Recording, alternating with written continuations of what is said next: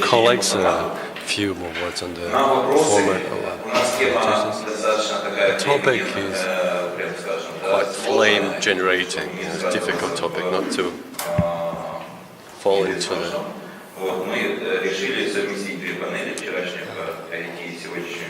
We decided to combine yesterday's and today's panel.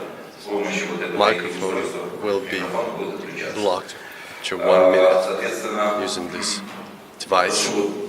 So we'll ask those who ask questions to be as concise and precise as possible, as constructive as possible. Now let's go back to the topic of our panel.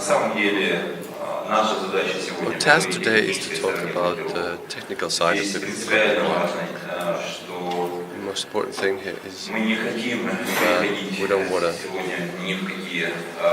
talk about political issues today. We don't want to discuss any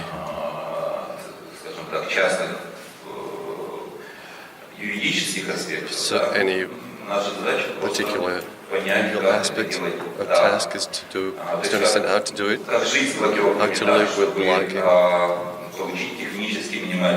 to get the least amount of damage. This is not a new problem, it's a new problem for the region. But on the whole in the world, this has existed. The discussion at a high level arose more than 15 years ago. The blocking systems in Britain started working scale 14 years ago. As the list of organizations that produced a number of documents about this, either reports, reviews, and so the list starts with the UN General Assembly. There are indeed documents of these organizations about blocking the content. There is a Supreme Court of Justice, IETF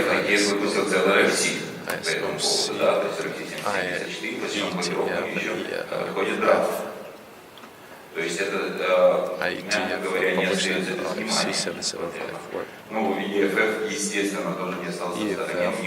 does not stay on the sidelines. It was an interesting document. When I was preparing for this session, I read the documents of the organizations that you see on the slides. About 800 pages. It's a big volume of information already amassed till now. This problem has been widely discussed in the world. Now it's our turn to discuss it. My task today is to voice the agreements based on which we'll be working on this panel.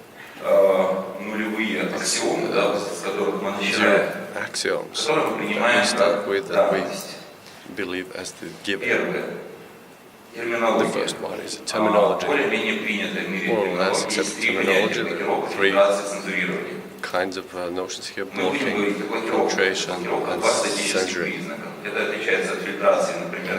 Blocking static blocking,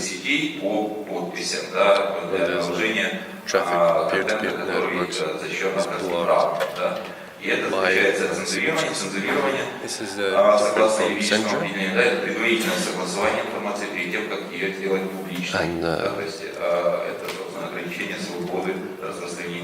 And censoring of information is based on the preliminary agreement.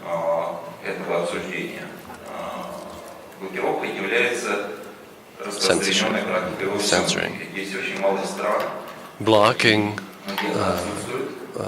is not present in all the countries, but there's not a single more or less developed country where it would totally be absent. In this or that way, it exists in all the countries. There's some limitations on spreading the content. For now, we have general trends, different descriptions of the ways to block content. It's like child pornography is one of the reasons where this content is blocked. Also appeals to genocide, defamation. In Europe now, and other countries, but primarily in Europe at the level of the European Court of Justice. The reason is the violation of the copyright in the information society. Currently, if we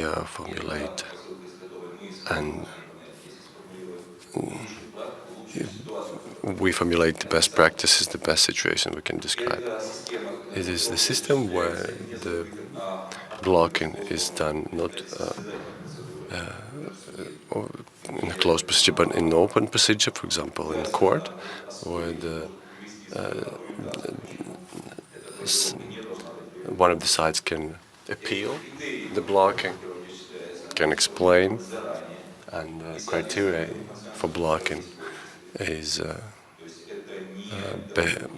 based on the consensus in society, it's not the pressure on society and what society formulated for itself as the acceptable norm of life. Here, the court is based on its decision on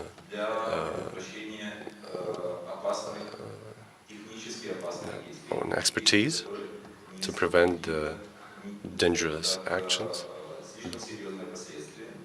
with the dangerous effects and consequences.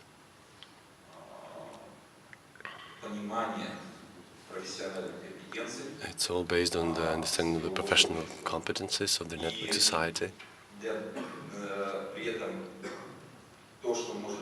What can be solved before court, before court hearings. All these measures are accepted, and this is normal. The system of agreement between the potential violating potential victim. This is the system where we believe certain cases when blocking is legitimate and explainable, it is possible to discuss in such system as the right to live and right to exist. Once again, we would like to see the internet free, transparent, and unfiltered, but we live in this where we live, and the situation we have in the world. We're trying to find the point of minimal harm. I think this point is the consensus we're aiming for. You can see on the screen. If we look at the court practice and human rights, it's quite interesting. European Court of Human Rights regularly hears the case on blocking. There were some cases regarding former USSR. There were two cases of Turkish citizens against Turkey that were heard in the European Court on Human Rights. An interesting term called collateral censorship was used. Some illegal domain was blocked, and also Google was blocked. And the court took the side of the citizen and told Turkey not to do like this, not to do it, not to block this domain. I don't know about the results, but the second court case was when copyright content was blocked, and then the court took the side of the state that blocked that the website and said that it's not a violation of human rights. This is the reality we're facing now. European Court of Justice In 2001, it passed this decision blocking domains for violation of copyright. They believe that now the excessive blocking violates human rights.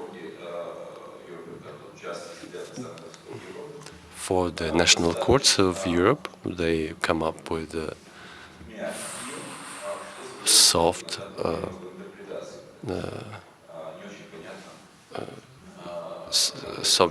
decisions, soft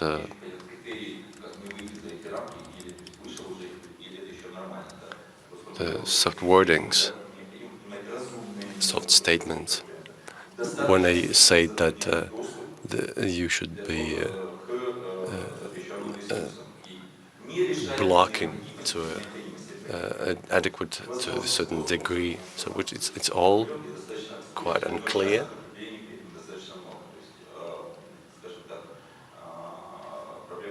But the problem of the clear-cut definitions and statements and formulations is still not solved. What should the network society do? It's not something we can discuss because the majority of the people present here and cannot represent the organization, don't have the right voice, don't have the right of signature. But we must find the ways of communicating with the state. We need to establish professional communities and organizations so that we have this joint action, so that our point of view will be integrated. And we need to communicate participate in this process at the legislative level and the court level. Once again, where possible, I believe that all countries are different, and the situations are different. There are no absolute responsibilities. And a few words about the world practice. There are three vectors that ask the questions: how the decision on blocking is taken, what the mechanism, what is the area, what is the application. The decision making, the easy situation is when the legislation, the blocking is not part of the legislation, and illegal activities online are seen as in the way as the illegal activities offline, and courts, they pass the single decisions in Japan, Latvia, Croatia.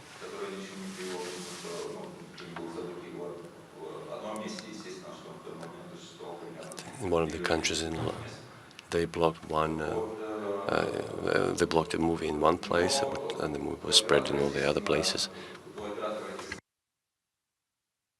Operators of these countries have difficulty fulfilling the court decisions because there are no unified rules on how to do it, either at the level of the state or the industry. The second option is when the blocking is not part of the legislation, but it's solved. The issue is solved at the professional organizations of operators which agree on how to do it, and based on their own will or based on the decision of the courts, they decide how to and who to block. This is how the majority of the European countries work, and the most advanced situation with the blocking in Europe is in the UK. Even there, the decision is taken by the association, which was created, Association of the Network Operators, which is NGO.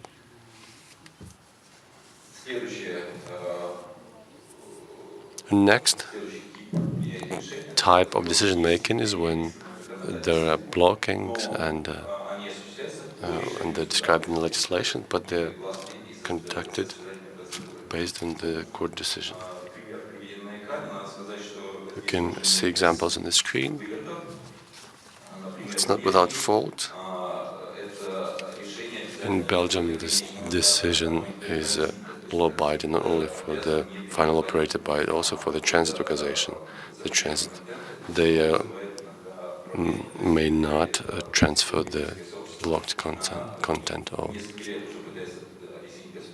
Belgians are trying to explain to the state that it is impossible to track the transit of the illegal movie or blocked movie. And there are some tensions because of this, although we believe that Belgium is well developed technologically and with a well developed civil society. And the fourth type of blocking methods are parts of described in legislation and conducted without court decisions. And a big list of countries: India, South Korea, Saudi Arabia, Turkey, Kuwait, Estonia, Russia, and so on. How the blocking platform works? Sometimes the state demands for a centralized platform and passes the traffic through a certain center. Vivid examples here: China, Saudi Arabia, Turkmenistan.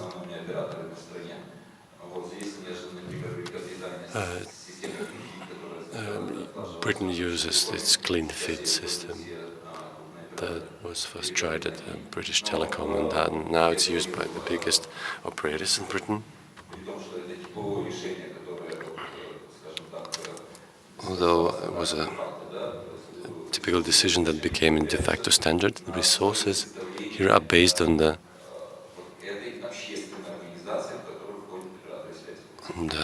decisions of the organizations of which the operator is a member. So it's not the state that takes the last decision, but the organization. And there are a big number of solutions in the market as well. What are the mechanisms, blocking mechanisms? The hardest mechanism used by Ukraine en masse. Majority of the operators were blocking the resources on ASN. Next, IP blocking. Many operators use this option in Russia, Turkey, and Pakistan.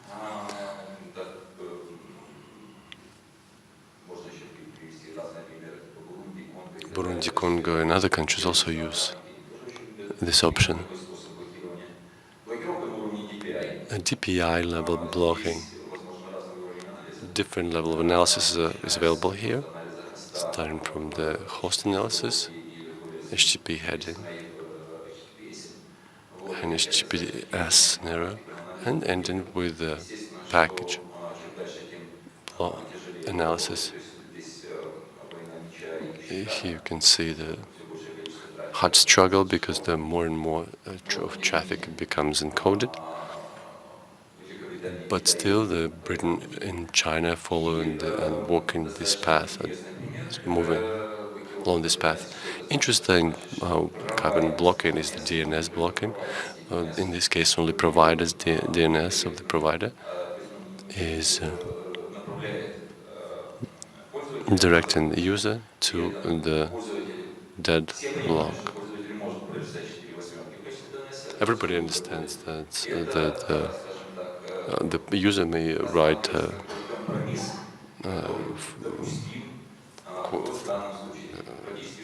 4.8 and it will work,